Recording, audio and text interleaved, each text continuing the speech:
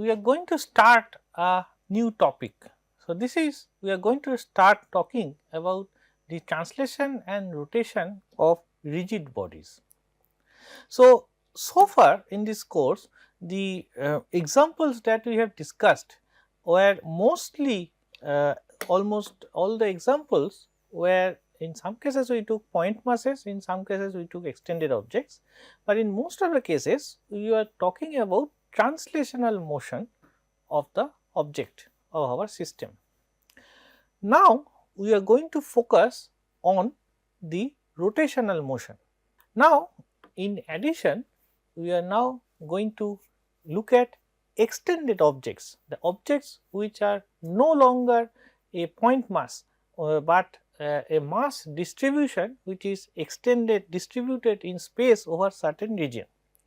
Now, the rotational motion has a few counterintuitive concepts that are slightly different from the translational motion. So, I am going to emphasize on discuss two such things. So, let us first point out one very key difference between the two, rotational motion and translational motion. Now, we know that if we if we look at the displacement of an object, translational motion, let us say I can go along any path. So, for example, I can go from here to there along let us say this is along x direction, this is along y direction. I can go first along x direction and then take in the y direction, let us say in the y direction, or I can first go along y direction and then take the x direction. So, we both in either way, either route, we reach at the same final position. This is no longer true for the case of rotation. For example, suppose I take an object like this, and let us say this is my x axis and this is my y axis, and I want to rotate this object along the x axis first and then y axis. So, then I rotate along x axis first and then y axis. So, this is now the orientation of this particular object. Now, if I do the opposite, I want to rotate the first along y axis by an angle 90 degree, same angle 90 degree as which did in the previous case, and then along x axis by the angle 90 degree. Then I end up the object with a different orientation. So, look that this orientation is very different from the orientation we got earlier when we first rotate this object by an angle about x axis first by an angle 90 degree and then about y axis. So, this shows that finite rotation does not commute. Two finite rotation does not commute. So, there is no vector addition of two finite rotation. Finite rotation means rotating by about an axis by an finite angle. So, this is the first kind of difference from translation and rotation. So, this is kind of slightly counterintuitive. So, in rotation we can only talk about infinitesimal rotation which are kind of commute, and we can define vectors out of that. So, in when we talk about rotation, so the key quantity is the not the displacement, but the rate of rotation. So, rotation by an infinitesimal amount. So, we are going to discuss it in detail later. So, here I would like to point out the learning objectives for this part of this module. So, first we are going to consider the extended object, and we want to define two key properties of the extended object that defines their mass distribution.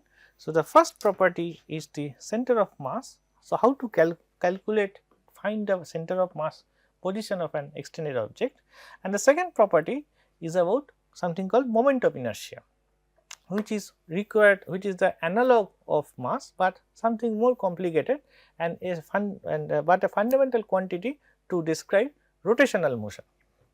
Then we will sort of look at the basic concepts and laws that are required to describe rotational motion, and then we shall apply our systematic modeling approach to sort of analyze problems with rotational motion through several examples. First, let me give you some examples of extended objects.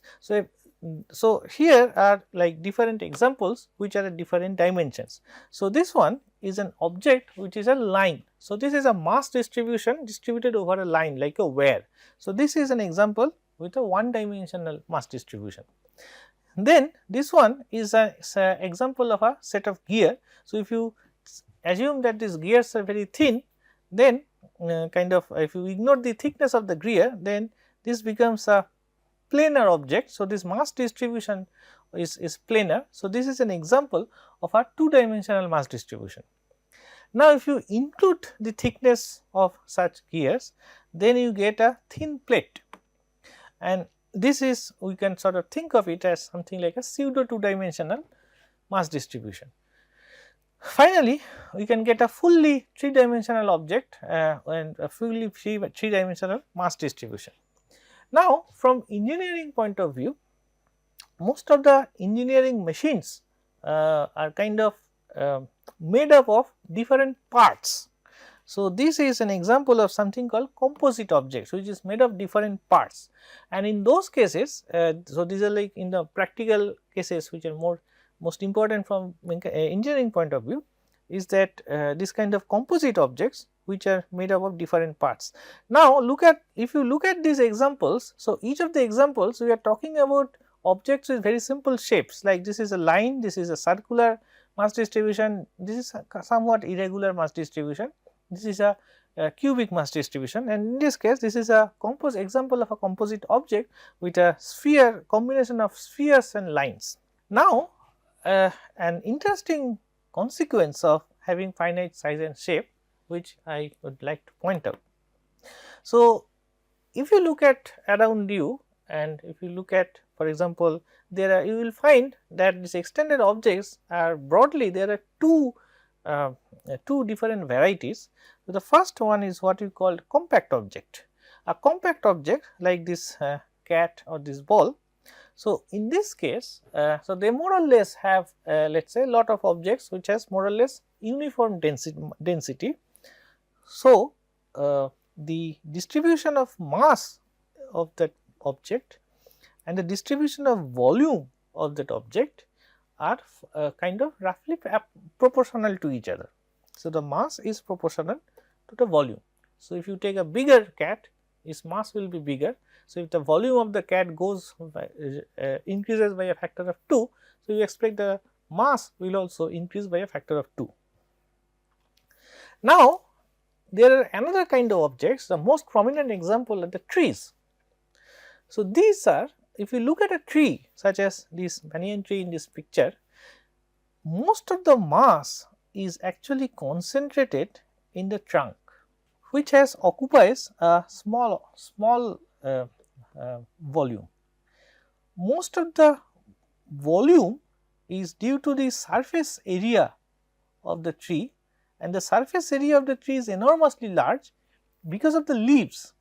So most of the surface area and the volume of the tree comes from the leaves, but the leaves has mass which are kind of very negligible compared to the trunks.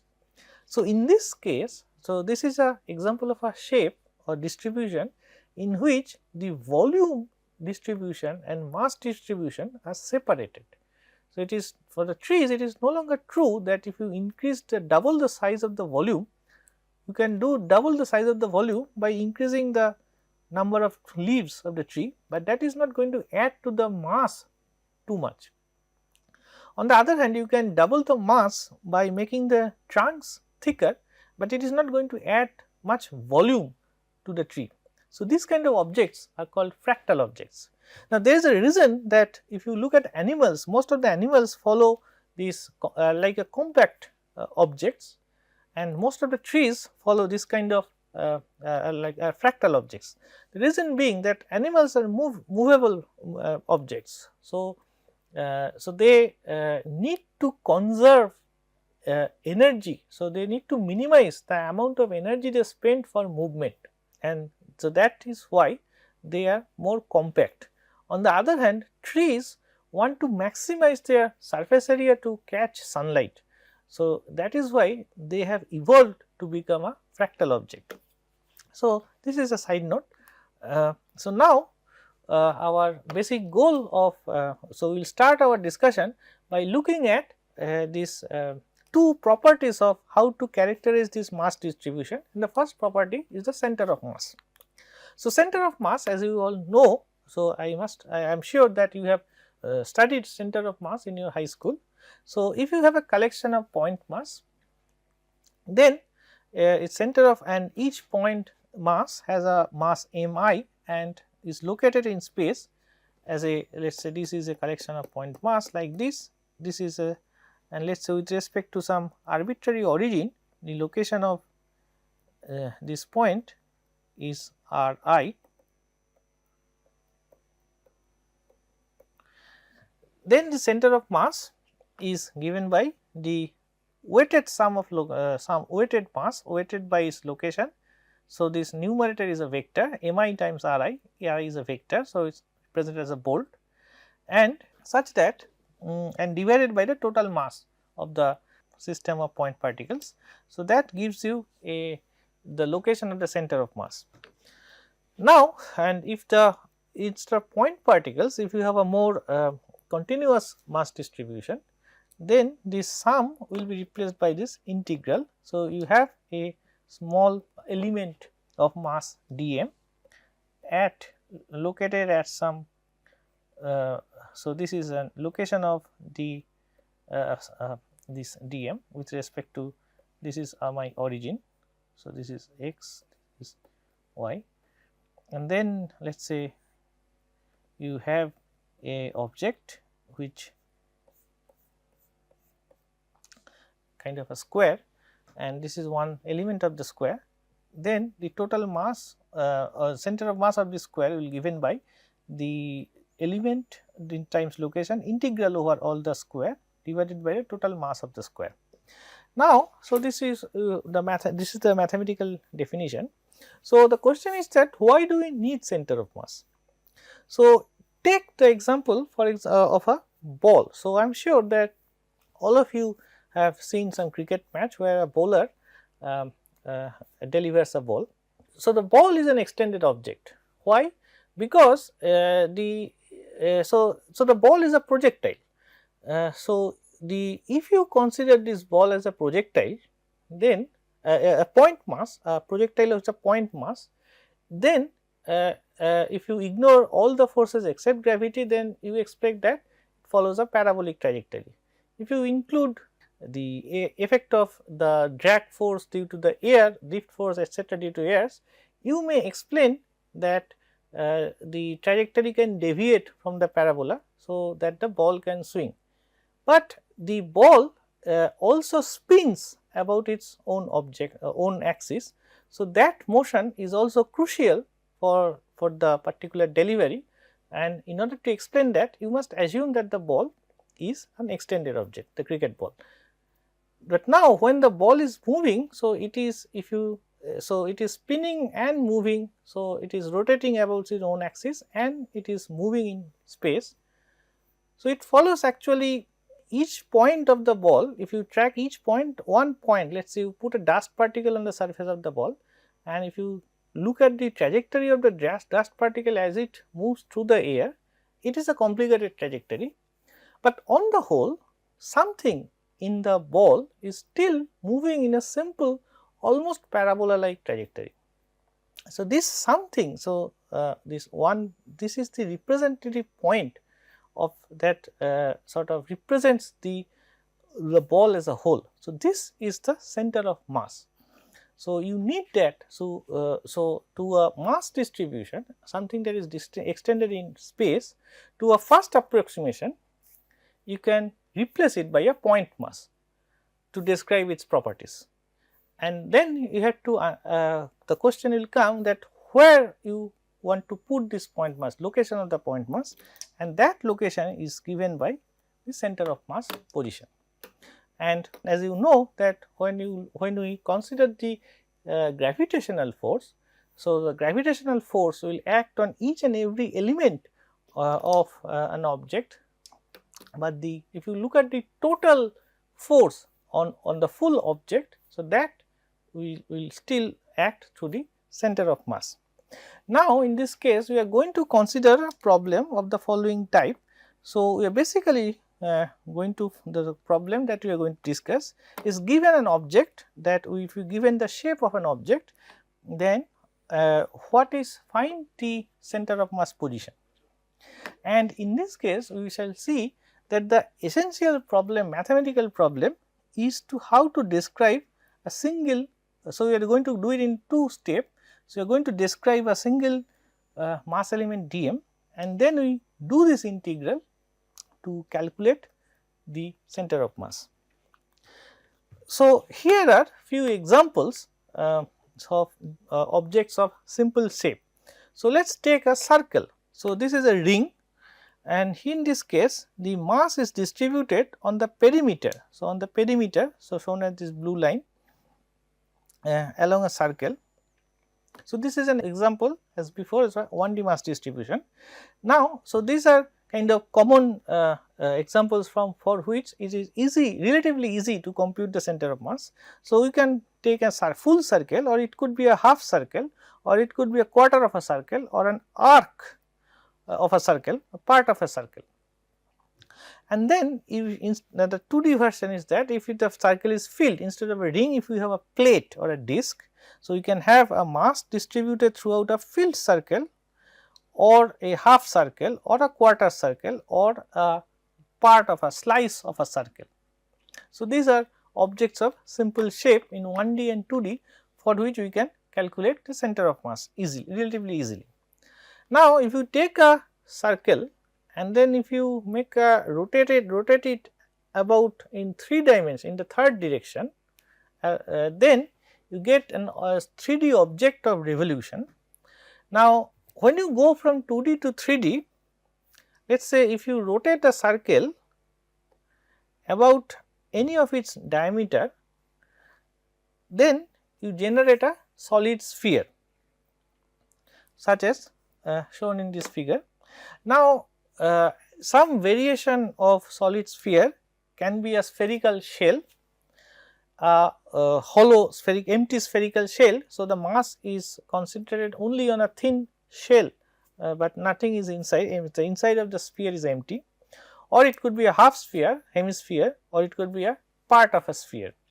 The other way to generate a 3D object from a 2-dimensional circle is to consider the z axis, which is perpendicular. So, this is x, this is y, and this is z, which is perpendicular to the screen, and then translate this circle along this z axis.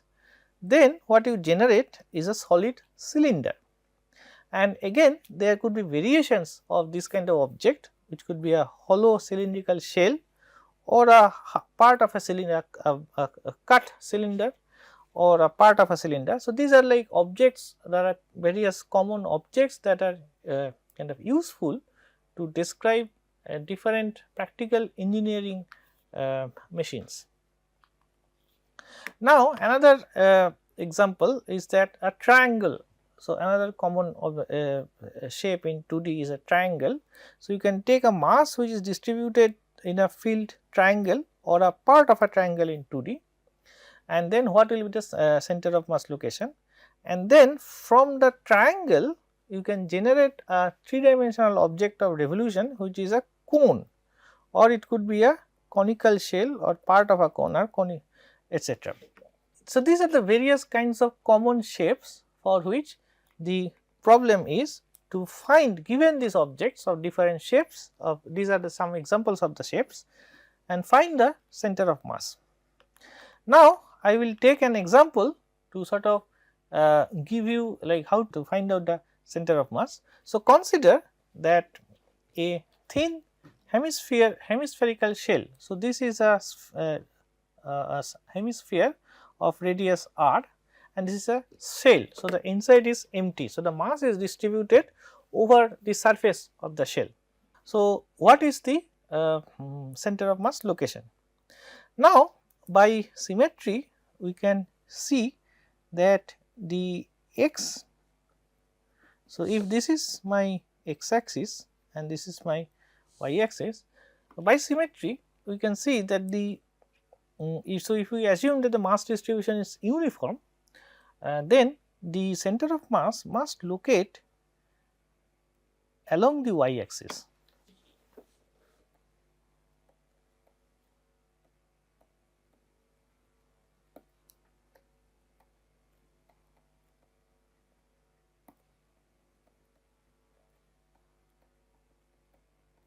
So, the question is that what will be the height, at what height from this x z plane, the equatorial plane of the sphere will be the center of mass. So, for that let us consider, so a ring as shown here. So, this ring is makes an angle theta with the x axis. So, this is the elevation of the ring, and it has an area which is given by the length times width. So, the ring perimeter is this length, which is 2 pi r cos theta, because the radius of this ring is r cos theta, and then the width of the ring is this arc length, and this arc length is given by r times d theta. So, the area element of this mass, this strip of ring, the mass will be sigma. So, sigma is the density. So, the mass per unit area is, so we are going to assume this is constant, so it is uniform. So, this is given by this particular expression, and then the, by definition, the y location of the center of mass coordinate is given by the y times dm. So, the location of any y coordinate of any point of this ring, that is the elevation of this ring, is given by r sin theta, which is clear from the picture. So, this is y and this is dm, which is given by 2 pi r square sigma cos theta d theta. So, and then the total mass m. So, we can sort of calculate easily that the, if we take a sphere, then the total surface area of the sphere is 4 pi r square and times sigma, that should be the total total mass for a sphere. But we have a hemispherical shell, so the surface area, and so this equatorial plane is empty, this is our assumption. So, this is the surface area of a hemispherical shell with empty